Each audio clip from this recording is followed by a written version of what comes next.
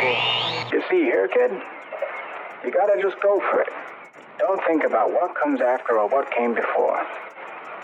You just gotta bend your knees, take a deep breath, and jump. And you might think, what if I fall? Well, what if you don't? What if you fly? Switching command to internal. From the Collaborative Studios, Open the Eye, where metaphysical, paranormal, and the unexplained meet. Open the Eye with Tanya Tyler. Hello, hello. Welcome to tonight's show. I've got two amazing guests. I'm very excited to have them on. But before I go there, I want to just share something really quick that I experienced last week. Last week, I flew to Washington State, and my layover was in LAX on January 7th, which happened to be the day that the fires broke out. And we were flying out of LAX. It was nighttime. And on one side of the plane, we were basically not above, but we could see all the fires raging. So I want to start off with just sending lots of love from our hearts as much as we can. I know you probably already do this, but it's just a good reminder that as someone is experiencing some chaos in their lives, the first thing that's going to happen is they're going to go through all the emotions, fear, rage, whatever that emotion is. And if you think about all the people that are displaced and how much emotion is high right now for them, 130,000, some have been evacuated, if not more. And so all of that devastation, even if they haven't lost a house, they just got evacuated, that energy that they're thinking, that they're experiencing right now is actually going out to the collective. And it's going out to all of us. We are all the collective right now in this world. All of us are. So as people are experiencing devastation, they're feeling that energy, and that energy is being vibrated as high as it can.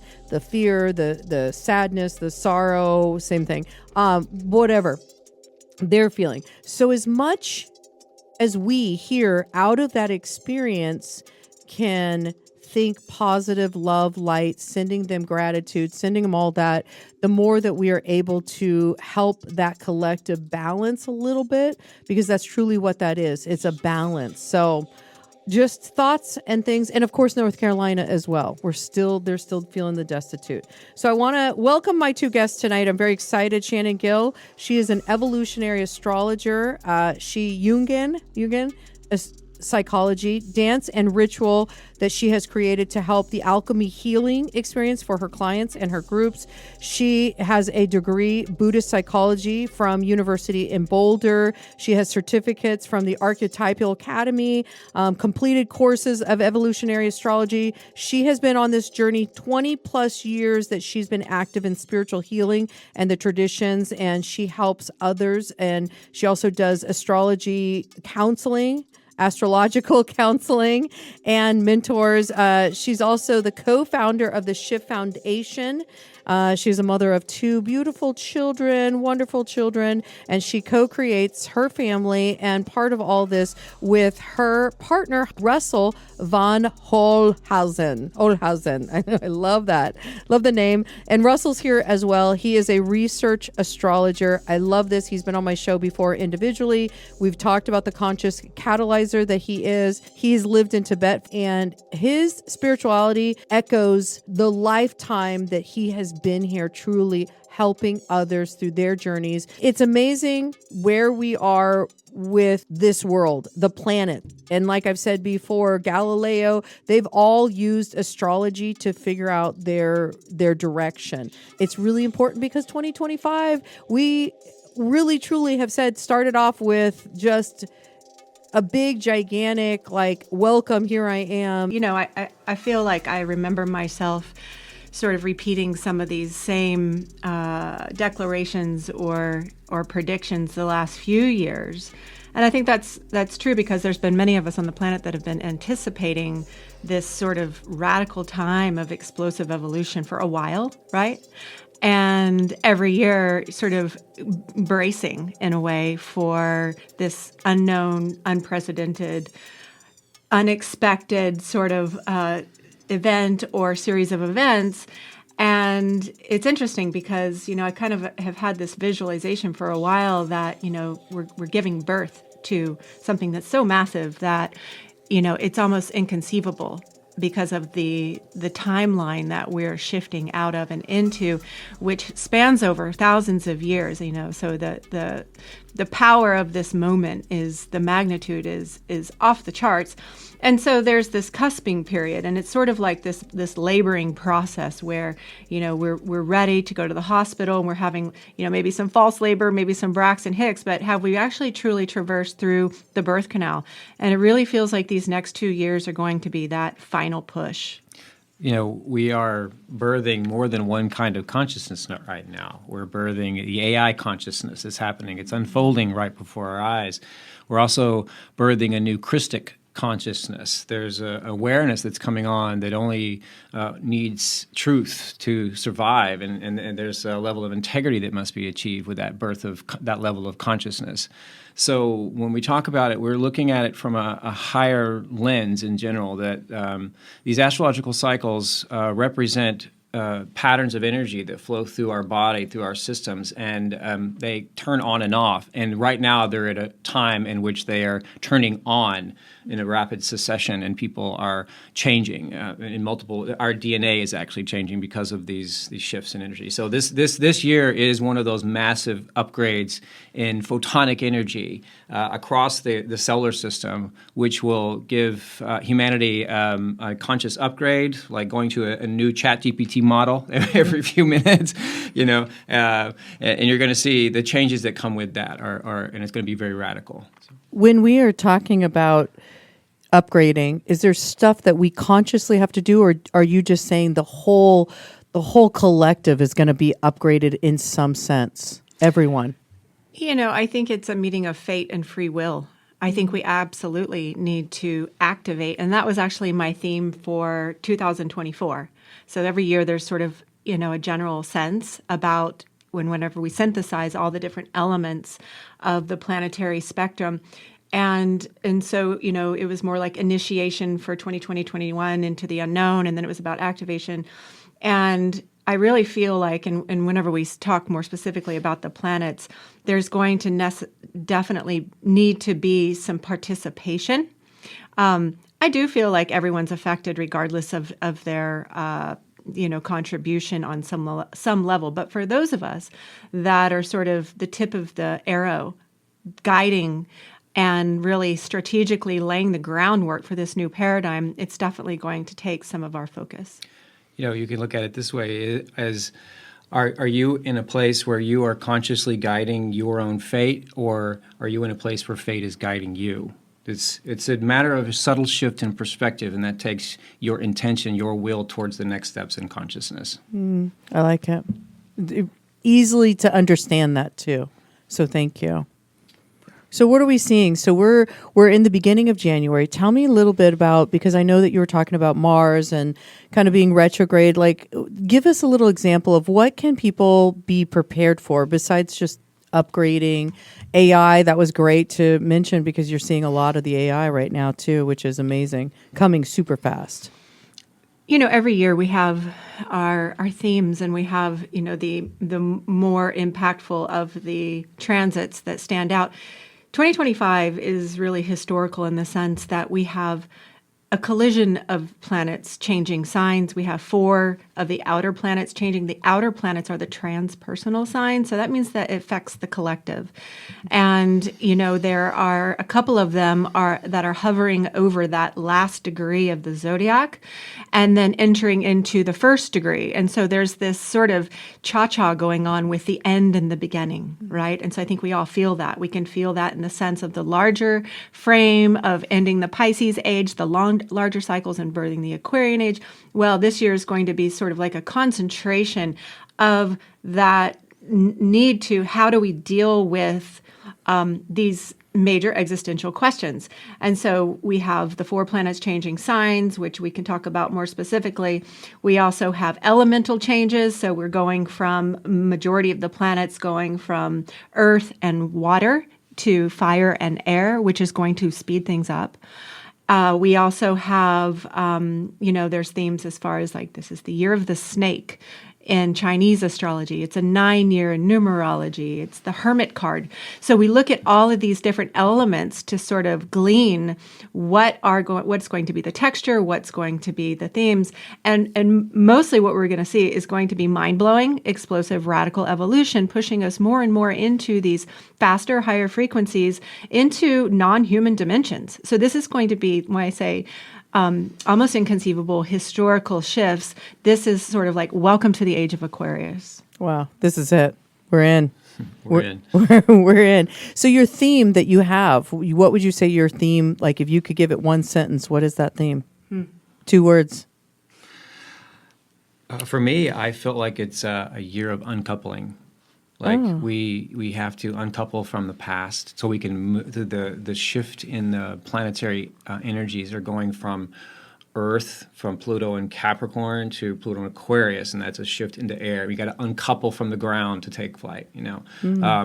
Same thing with shift into Uranus. Gemini. Uranus is shifting into Gemini, which is an air sign. So with the outer planets are moving. They need to move fast. They need to take off.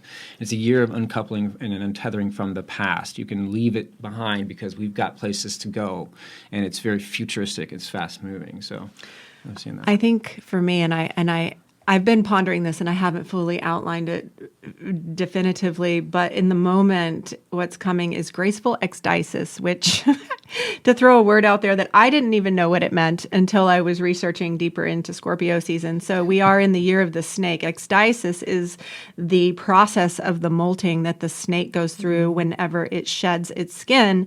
And it was fascinating to find out more detail, because what they do whenever it starts to get sort of dried up and decayed and it's time to slither out, the snake, basically organically, subconsciously knows to rub up against something sharp to initiate that tear, to push through, to mobilize the rebirth, right? And so if we are thinking of everything archetypally and metaphorically, and we know this is the year of the snake and it's this major transition year, we have, and I say graceful ecstasis, because how can we gracefully rebirth ourselves when we know that sharp object that we may bump up against may be quite chaotic, may be quite destructive, talking globally, right? Some of the aspects are quite intense, fiery, and war signatures that we're coming into this year. And so how are we going to ride that with grace and trusting the process?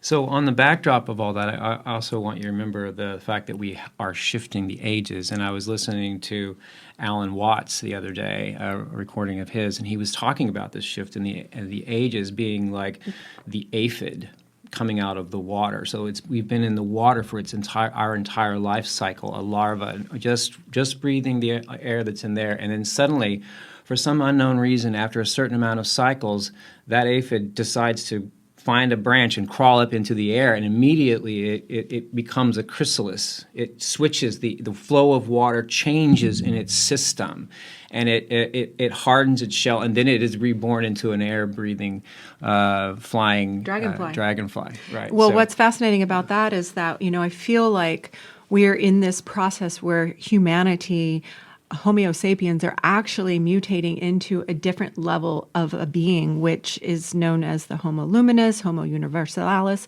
And in the gene key system, Richard Rudd really points to 2027 being that final shift. The gene key 55, where we actually come online with that. And it's the gene key of the dragonfly. It's exactly what Russell's saying. So I feel like we're moving towards something, that maybe that final push through the birth canal, through the darkest part. And the snake is, scary and it's mysterious, and it's also connected to the Kundalini energy, which is about the rise of the life force, the central channel of our cosmic frequency that connects heaven to earth. And, the snake also being the sign of healing, the sign of ascension, the sign of that process of death and rebirth. So these are still sort of really wide brushstrokes, but I feel like sometimes for people that don't follow astrology, they might get a sense more from some of these sort of integration points rather than the specific transits. But I definitely, I'm here for all of it. Yeah. I think it's good just to kind of throw it all out. It's like a pot of stew. as we're doing this, and then we're just kind of dissecting the pieces. There's going to be so many different intricate pieces this whole entire year. So the first quarter, all the way up until like March, I have heard from different various people that it might be a little chaotic. Would that be true? I mean, would you see some of that in where we're going to be going? Yeah, absolutely. I feel like, and beyond after March, It's to be honest. It's like we're just getting started with the chaos. I hate to inform everyone. Yeah. We just get that out in the open. But an important, I think, major shift for everyone to be aware of is the shift of the nodal axis. The nodal axis is called the destiny line, the line of fate, and it's what creates the eclipses. So we all are aware eclipse season brings the amping up of the intensity, the big changes, the quantum leap in evolution, and the line, the nodal shift, the destiny line that creates the eclipses every year and a half switches into a different axis of polarity. So that means that the zeitgeist, the tipping edge of evolution during the eclipses, will be in the theme of that axis. So for the last year and a half, all the eclipses have been in Aries, Libra. The theme has been on relationships. There's been a lot of breakups. There's been a lot of upgrades. There's been a lot of focus on the balance of the masculine, the feminine, the me and the we. We have the final eclipse in Aries in March. It's like the final chapter that completes what was started with that full solar eclipse that we were in the crosshairs for here in Austin, April 8th of this past year. However, January 11th, the nodal axis shifts from Aries Libra into Virgo Pisces. So this is a different collective theme, which we can see it as sort of like the backdrop of the canvas. And this is the axis of spirituality, existentialism, our relationship to health, work, our body. So Virgo being sort of the material realm and Pisces being the spiritual realm. So we're going to be seeing these themes of heaven and earth, more metaphorically, but just seeing how do we deal with on our daily life in the earthly way, Virgo, the unknown, Pisces, the mystery, the boundless, the forces that are larger than us. That could be natural disasters, that could be war, that could be chaos. How do we ground Virgo in the midst of the storm? And so we're going to be really needing to anchor ourselves. We had a little chat on the side here before we started about how do we deal with some of these larger forces, and this is where we're all going to be tested.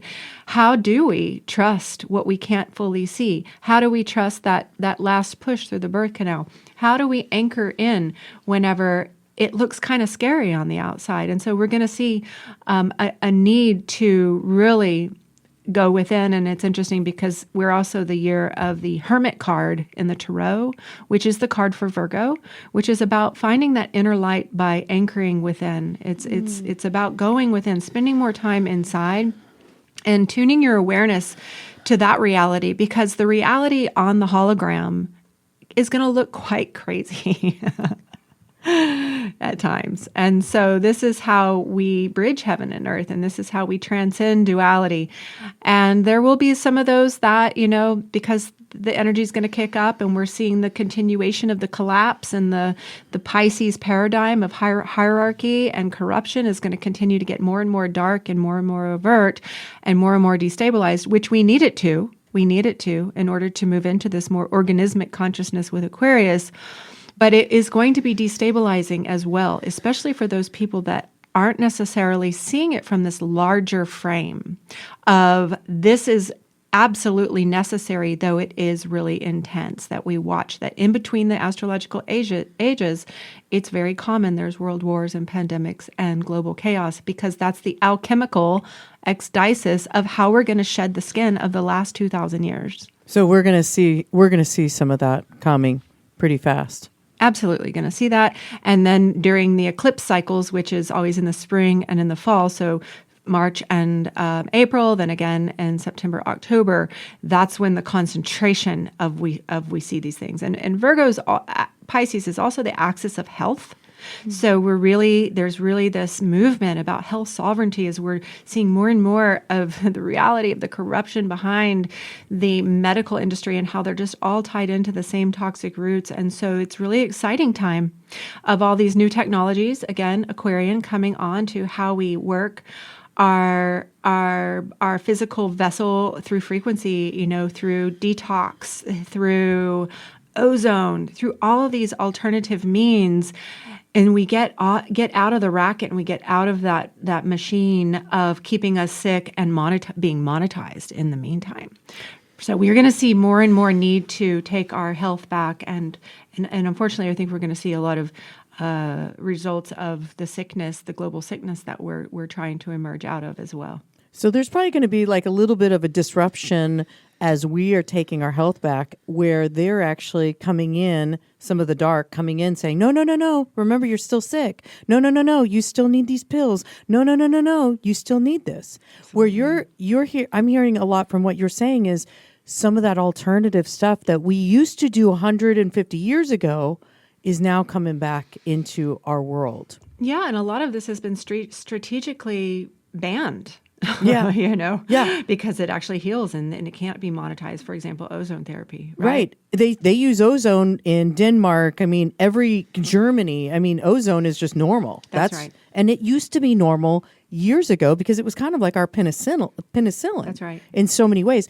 And then they got rid of it because it's like, no, we can't control that. We can't make money off something like that. Enlighten us on instead of, just with some of the planets, what else can you say like that so people are aware, because we're going to be taking our health back. We're going to be coming into some negative things that are going to be happening in this world. What else do you see that 2025 is going to be all about? Well, we have, as we mentioned, 4 of the outer planets shifting signs. So these are these big transpersonal collective shifts. And in March, right, during the eclipse portal, right, where the energies are already kind of chaotic and really sped up, we're going to have Neptune, which is the planet that rules Pisces, entering Aries. And so, as I mentioned, there's these 2 planets, Neptune and Saturn, teetering back and forth between the last degree of Pisces, which is the end of the zodiac, which is known as the death degree, the crisis point, and then moving into Aries, which is the beginning, the birth, it's the warrior. And this is a very rare entry. It takes 164 years for Neptune to go around the zodiac. This is massive.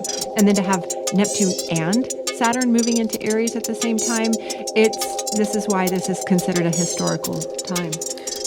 I like to look at these long passages when a planet's changing flavors and go back and see their cycles in the past and when these kind of things have arisen. And Neptune and Aries was a fun one to research. And I tried to put myself, what is Neptune and Aries supposed to be about? And it feels like you really have to become the master of your dream logic right now. Ooh, okay. Right. All right. Because, generally dreams are not considered rational. And but knowing this ahead of time, you can go in and guide yourself in the dream state. It takes practice, but you can do this. And you can learn your way through this fog. So with Neptune in Pisces, you had to become lost within the dreamscape. And you either dreamed yourself into becoming a mystic or you fell prey to the dreamscape, So with Neptune and Aries, you dream yourself into this, we're going into a warscape. That's what Aries is about. It's going to be an internal, even a health battle. Autoimmune, the system is going to implode upon itself with many people. So think about it on multiple levels of what's happening, this warscape. But we have to dream ourselves into our own heroes, down to the cellular level. You have to pump it in. You have to activate the light. This is something we have to do and think about it as an inner and outer mission.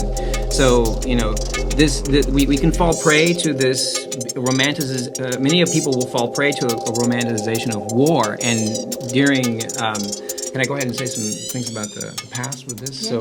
So several things that we looked into. So in 1861 and through 1875 was the last time that Neptune was in Aries. These are long passages of time. And of course, that was right in the middle of the United States Civil War, and it covered the Reconstruction period.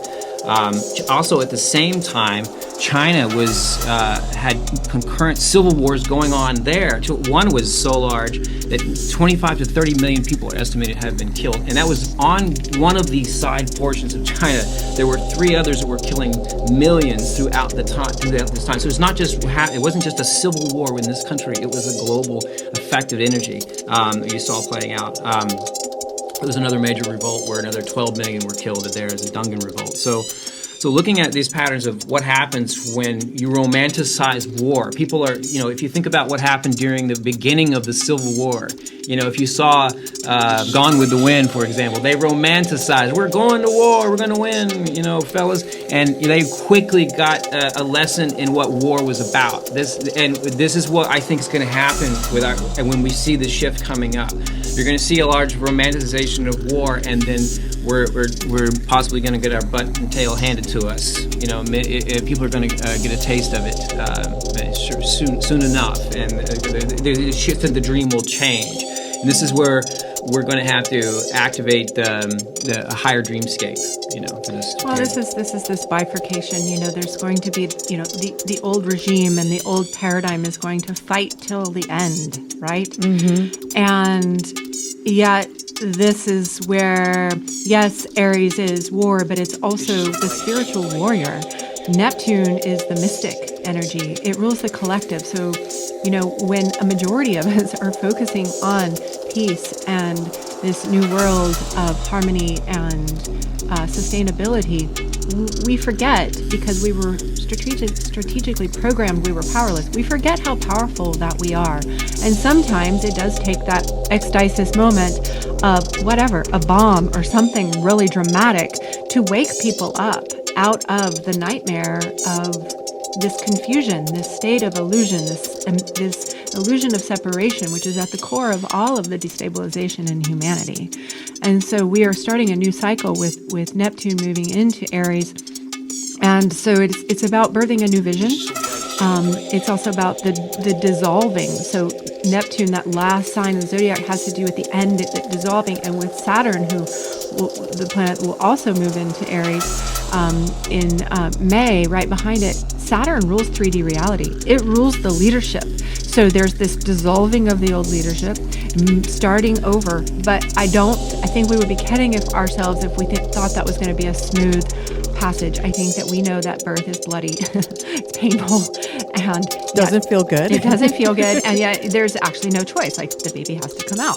We're going to take a quick break because I want to kind of dive a little bit more into what you're seeing through the summer, what you're going to see through the end of the year, and then what can people do to ground themselves. We'll be right back. You're listening to Open the Eye. I'm Tanya Tyler. We've got Shannon and Russell, and an amazing information that we're going to need for the full year of 2025.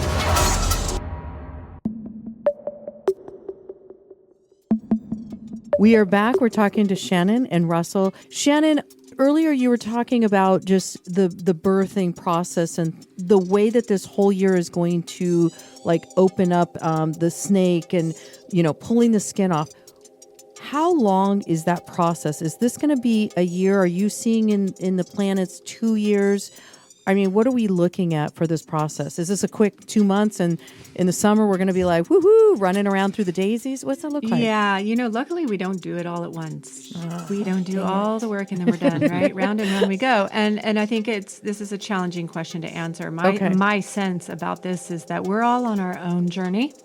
Okay. And that also depends. So we have the collective transits that we're all experiencing, but the way that they connect to your own birth chart, your own soul blueprint, is going to affect how you experience it on what timeline you are on.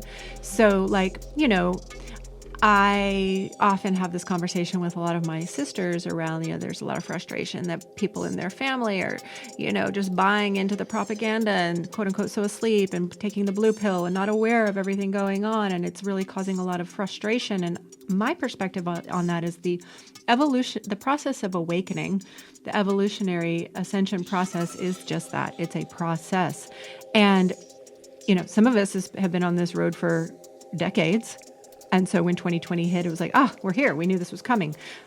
Most people we're not. And so it's a lot to metabolize. We do not actually want to pull the blinders off everyone at the same time, because it is, again, very destabilizing to be able to have to look into the face of such darkness. And if you don't have the anchor, if you don't understand multidimensionality and healing and alchemy and all those things, it actually can have a negative effect. And so my feeling about this is we need to look at this as a long game. This is a marathon. And when we're having a process of shifting 1,000-year cycles into a new era, we need to see ourselves as farmers planting seeds for the future. That doesn't mean that we are not going to experience the glory of all of the work that we have been doing. Absolutely, it's available in every moment, which brings us back to that spiritual practice of anchoring into the now. That's why I like to say Happy New Now instead of Happy New Year.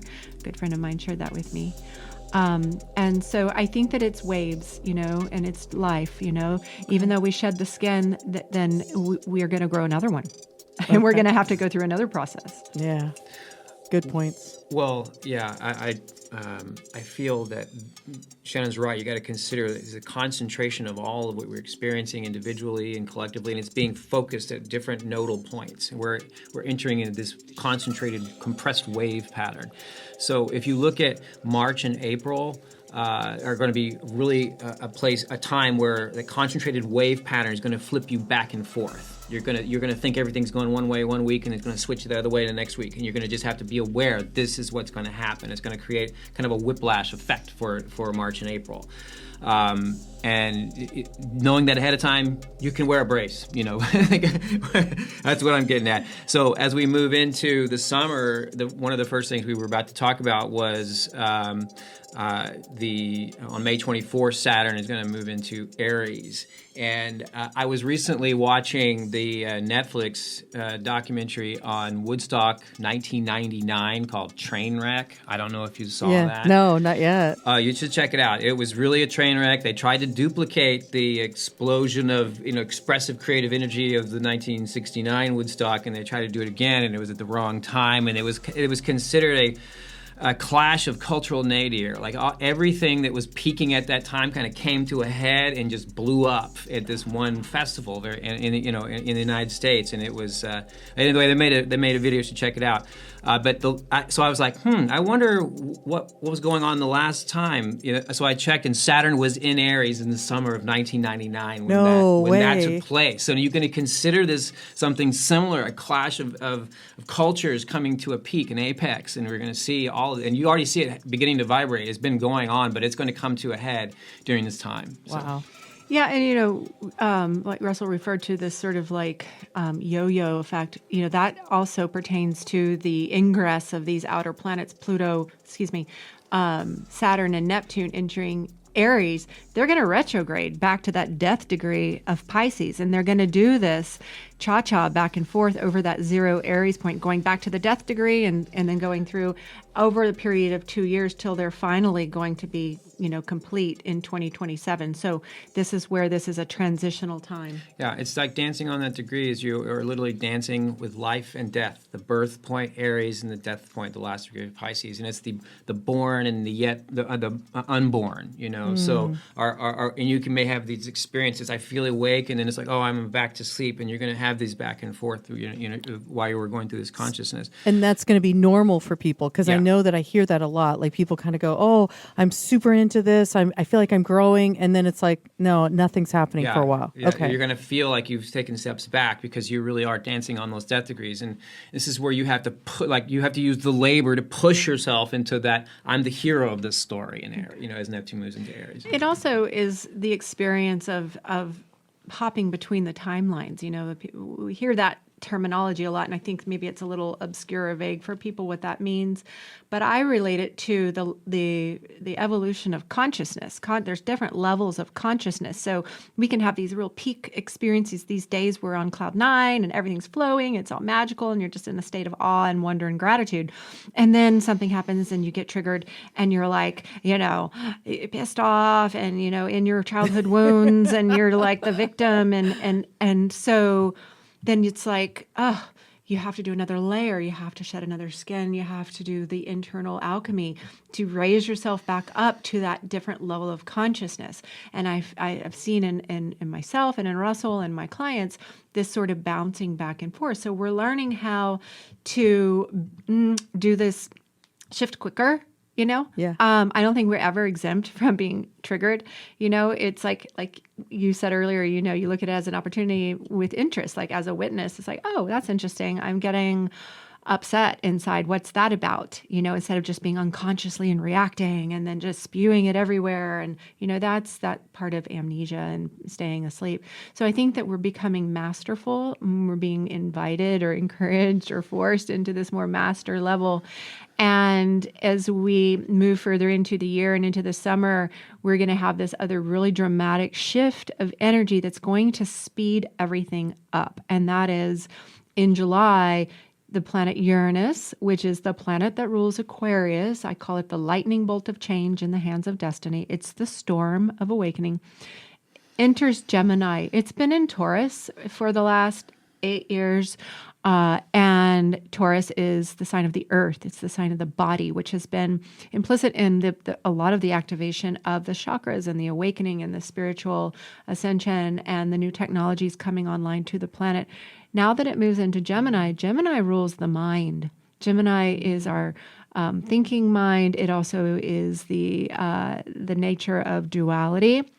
And so we're going to see things that are going to invite like the mind to be exploding into multitude of places. I know Russell wants to talk about this because he's got a really strong Gemini in his chart. Well, I'm also a big fan of Uranus too. So I like to look at what it's doing to cultural changes on the planet. So just a quick note, like you said, the cycles are 7 to 8 years. Put a sign. It's 84 years for Uranus to move through the zodiac. And just as note, all at the country's founding back in 1775 to 1782, it's also part of the United States natal chart, which we see this happening in Pluto Aquarius. So the entirety of the American Revolution, at the beginning of the United States Civil War, Uranus was moved into Gemini, and at the beginning of the United States' entry into World War II.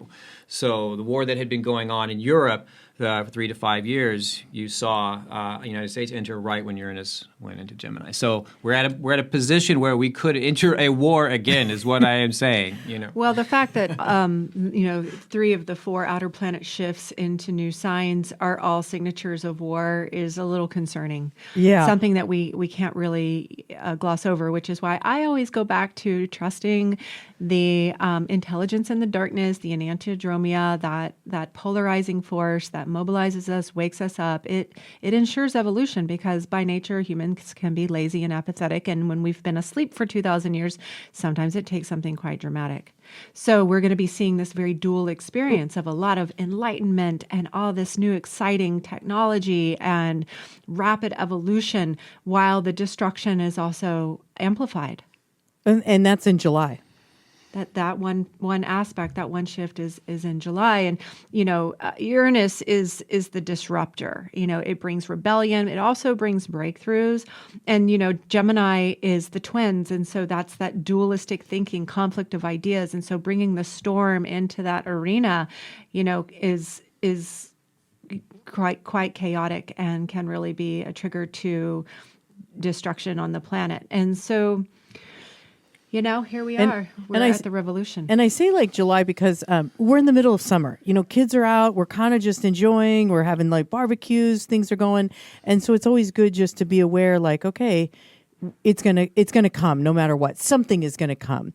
What are you guys seeing with like some of the disruptions that you're hearing with like the war? Because I know that you both are very big, and I don't want to say the word preppers, but I know that you guys are always good on getting the sources that you need stuck into your house, put there for maybe something happening. Are we still on that line for everything? Keeping our resources? Yes, we are. I think we stepped back for a little bit. We took just kind of a wave of consciousness. I felt like a lot of people stepped back we took a breath from prepping from a little while, but it has been ramping back up. We're getting out our radios again. We're looking at storage of water. Here we are in the winter. There was a talk that this Arctic freeze may be down here. We were having flashbacks to the winter here a few years ago. And so, yeah, we're all working that way. And I think overall, whatever it is pushing us back towards that preparatory mind, I think we need to be aware of it because, we're just kind of envisioning these things possibly happening. But, you listen to your friends in Europe.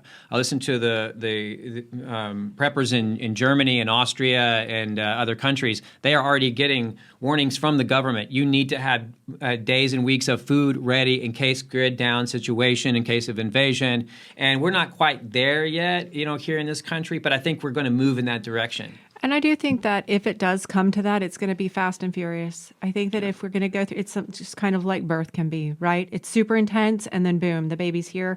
Because when we look at the astrology moving forward in the next couple of years, it does feel like we're moving it more into an age of stability and of light.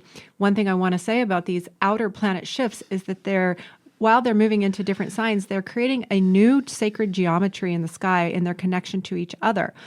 Starting in August, Uranus, the planet of, the storm, the awakening, the ruler of Aquarius, Neptune, which is the dream, the spiritual, mystical planet, and Pluto, which is transformation, alchemy, power. They're all going to be connecting in a minor trine. A trine is a triangle. It's a flowing energy. So they're going to be anchoring in a new collective hologram in the background while we are doing these sort of minor squabbles, which just is like from a God perspective, it's just like silly humans, do you really have to do this?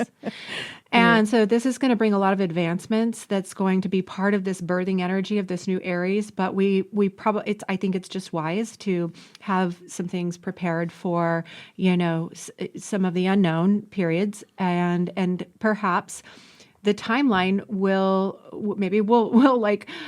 jump over. Maybe it's possible. And I do feel like that potentially with some of the new regimes coming online, that are going to really hopefully follow through with some of the things that they're saying they're going to do. And that the awakening is going to come from within the power.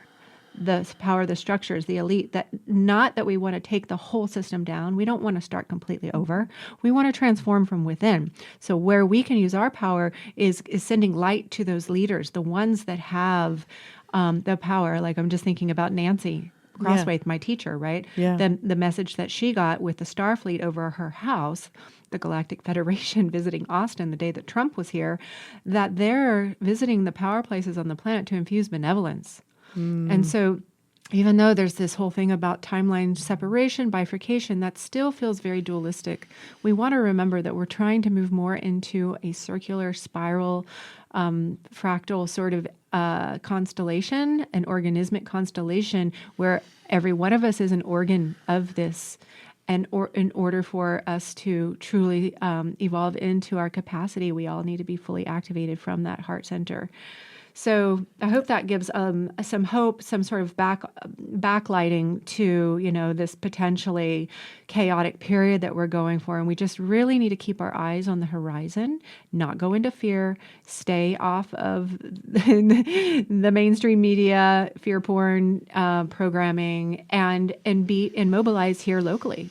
Do what we can do day by day to implement the new structures, but more than anything, to attend to our own internal vibration, to stay in a higher frequency place, to align with gratitude, and to focus on the things that make us happy, because this is a vibrational shift. That's a new Aquarian shift. As you're raising your consciousness, you're going to be more affected by the compression of these waves. I know you both teach. I know you both do so much, and we're going to go right into all of that. But tell me what do you suggest for people that need to ground or need to lift their vibration, get out of where they are?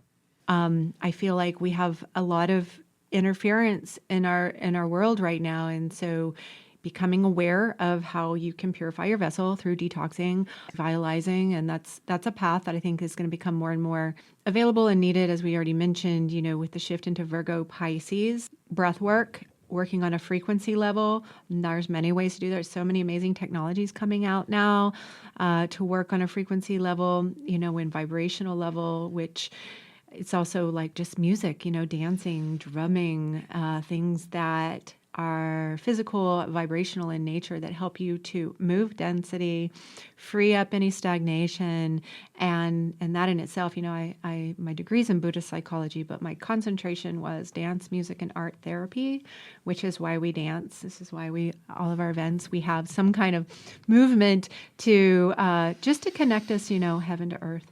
Sticking with the Virgo part of that axis shift, it's like thinking about it as hygiene. You have the mental hygiene. We've got to clean up our thoughts and our doom scrolling. You got the emotional hygiene. You got to uncouple and untether from some of that drama and things from our past, even more quickly, even as we're experiencing it.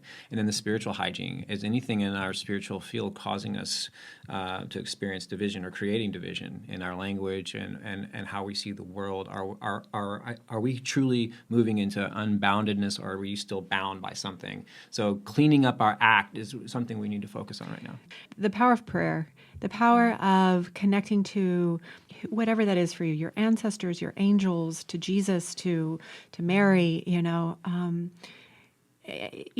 we went through a pretty rough year actually after the eclipse, and I had Pluto grinding over my 0 degrees ascendant 5 times. So I was really forced to find new tools and find my way out of that really dense underworld experience. And I know that I'm a micro of the macro, because then I can share with my environment, my community, what I've learned. And what I will say to you is that it was really and truly me surrendering to that greater support that really turned things around. And, whether it be asking for protection or asking for help with a goal or a relationship issue, or just, and I was blown away time and time again with miracles and really profound multidimensional experiences. I mean, my dead aunt that embezzled my trust fund came through and visited me, and I said, if you really want to help me here, you can help me financially. Boom. That week I had this piece of my inheritance that was lost for decades, that she put the wrong address on, land in my email box. I mean, wow. Like that level of miracles available. And so with this Pisces Virgo axis, where the collective, focus and tipping point of evolution lies, Pisces is our spirituality. Pisces is our relationship to God. And so we have this opportunity to really have a deeper relationship, have spiritual awakenings, have more connection to that multidimensionality, our spiritual nature, that is going to be, I feel like, necessary as an anchor as we move through this storm. So I would add that to the list as far as your spiritual practice is your connection to the unseen world. Going back to the idea of, the health aspect and purifying our vessel, stepping away from our reliance on the pharmaceutical industry, I think, is important right now. And going back to natural, this is something natural ways of healing ourselves, and becoming our own doctor. This was the lecture that our good friend Dr. Carrie Lynn Chu. I feel like becoming our own doctor, becoming our own agent again in our health. We're going to be faced with taking ownership of our own alchemy. So I also am a strong proponent of working with non-pharmaceuticals to boost ourselves and boost our mood enhancers, and working with the plant medicines. I think we've mentioned that before. Now's the time to take that back. If some people have been proponents of microdosing for elevating to a higher level, using the plant medicines to heal, to cure, and I think this is something that I'm a strong advocate of. So I feel like we need to make sure you're working inward alchemy, not just to purify, but to also activate. I'm 100% with that as well. Shannon, for people that are interested, I know that you do personal charts for people. Is that correct? For the year. Yes. Can we talk a little bit about just if somebody's interested in getting their chart, where do they need to go and how do they do that? And then Russell, will jump to you, and then some of the things that you do. Do you guide people with some of the plant medicine as well?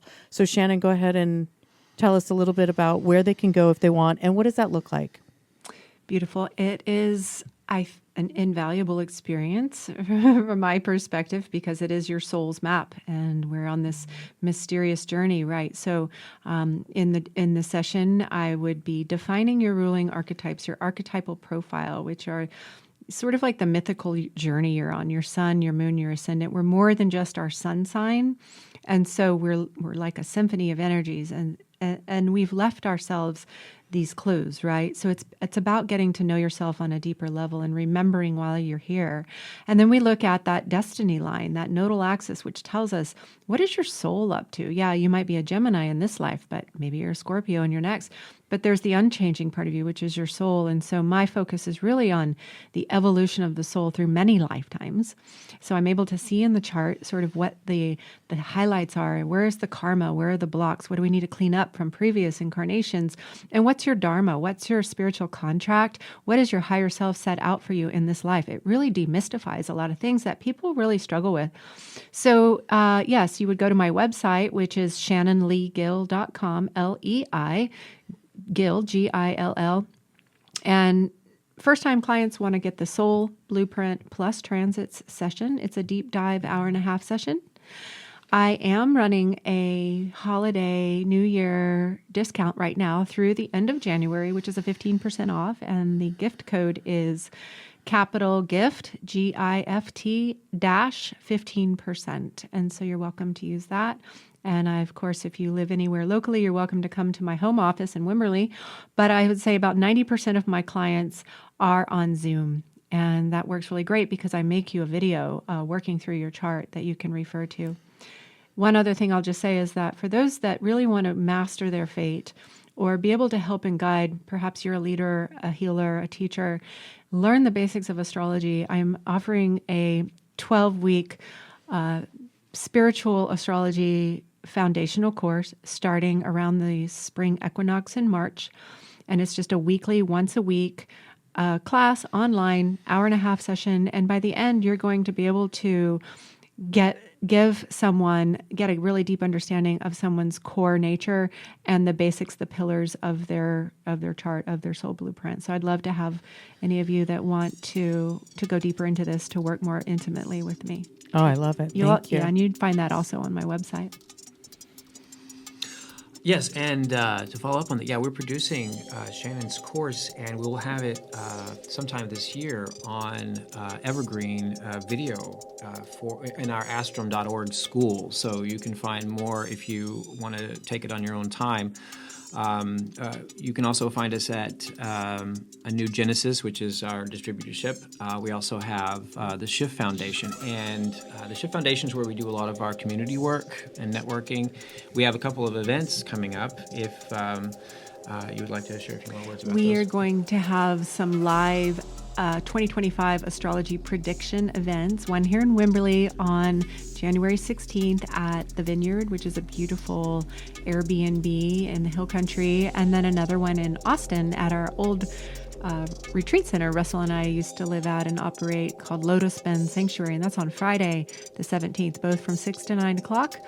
And that information you would find actually on our social media pages. So either under the Shift Foundation or Shannon Gill Astrology. And that would be probably the fastest way to that information. And you both are big into the dancing events. Are you still doing any of the dancing events for 2025? You're going to start those?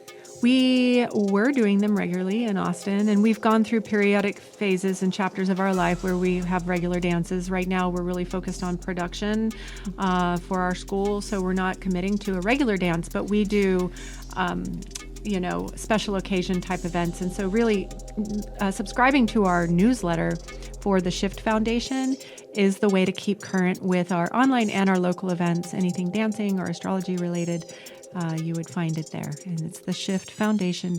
Well, you mentioned one of the things that I do, and I have been working with the medicines for probably a decade and a half now, and I go through phases and cycles, and I feel like for me, it's now a time to be more of an advocate for that. So we're working with people now, and if you would like to talk about these processes. We're creating some protocols around for people to have intention around how to use medicines in a new way rather than using them in a novel way or just simply for recreation. It's like we need to be more efficient with our time. And so, I can take what I've learned and what other healers and teachers have learned, and we can share this. And this is what we're going to be building a network around this concept. So I love it. And Russell, how can they connect up with you as well? you can find me through the Shift Foundation as well. The Shift Foundation. And there. one more time on that link on that website.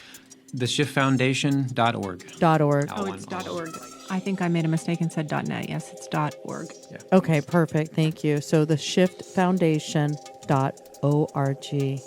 I want to say thank you so much. I'm so excited. Maybe I can have you guys back on in March or April as we start to move through some more little hoops, and then also promote some of the things you do. I'd love to really explore a little bit more about the ozone as well. And if anybody's interested in ozone, they can always connect up with either one of you. And I love the shiftfoundation.org. I always say ORG. I have one last thing, if that's okay. Yeah. It just came to mind, and it feels really important. Thank you. As far as a way to meet this energy, this fast-moving train, get on board with AI. You're going to have to become friends with AI. I know there's a lot of controversy around this, and I see it as neutral, just like I see money. It depends on whose hands it is in. And this is another area that I can help you. The Shift Foundation has an alliance with a company that is helping people to demystify and how to give you your humanity back. I mean, that's really what we're seeing is that, wow, it's saving so much time in areas we never dreamt of to be able to allow AI to take on some of these tasks for us. So that's another thing. If you want to know how it can help your business, it can help you with your children, it can help you in pretty much any area of life, you can contact me, find me on the Shift Foundation. I'm gonna connect you with an incredible opportunity. Oh, thank you. You may not like it, and it's not coming, it's here. So Yeah. you need to get on board with it. It's a wave you're going to have to ride, or it will take you under. And it's a good one. So think of everything as like software as a service. You won't be using softwares anymore. You won't be using direct people anymore. There's the concept of the fact that AIs will be mostly what you're talking to on the internet now. So thinking in those terms, it's, you have to become your own agent. This is the agency again. You will be creating agents to do the work for you, and that is the AI revolution. We've got to change the thinking about how we move energy on the planet and what resources serve us, and AI needs to be one of those resources. And perhaps that it's not artificial at all. Maybe it has a purpose. Ooh, I love it. Thank you so much, both of you. Just a plethora of knowledge, and just make sure that you connect up with them. Thank you for sharing all of your wonderful gifts. I appreciate you. Right back at you.